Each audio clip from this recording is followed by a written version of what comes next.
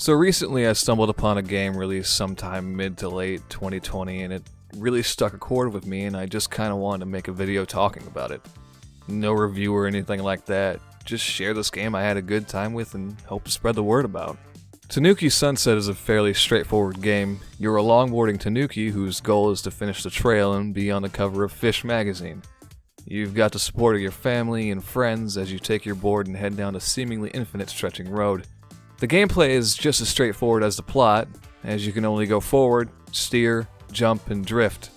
Honestly, just think Sayonara Wild Hearts, but with a raccoon. One of the first things that really dragged me into Tanuki Sunset was the fact that it's just a video game.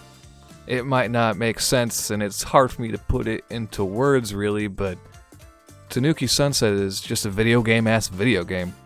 No deep narrative or super in-depth game mechanics. Nothing to worry about like having to fit into any kind of meta. It's just you, some solid tunes, pretty colors, and the road. Your goal is always right in front of you, and it's these types of games that I feel are a needed fresh breath of air. I appreciate how far the medium has come as an art, but I think it's important to remember the roots of gaming.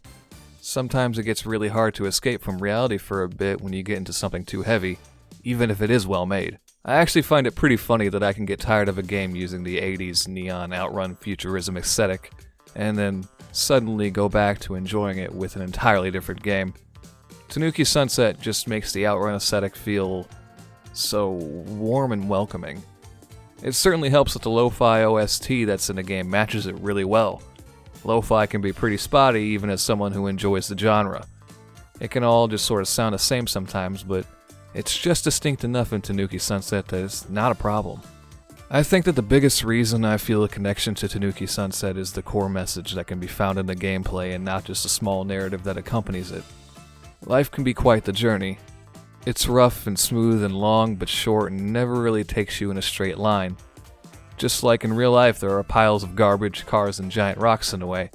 Perseverance is the name of the game here. After all, in the end, that's what it all comes down to when dealing with the difficulties life can have. Even if you don't care about the message or the feel of the game, I still recommend playing Tanuki Sunset 100%. It's all too easy to lose yourself in it and just go with the flow.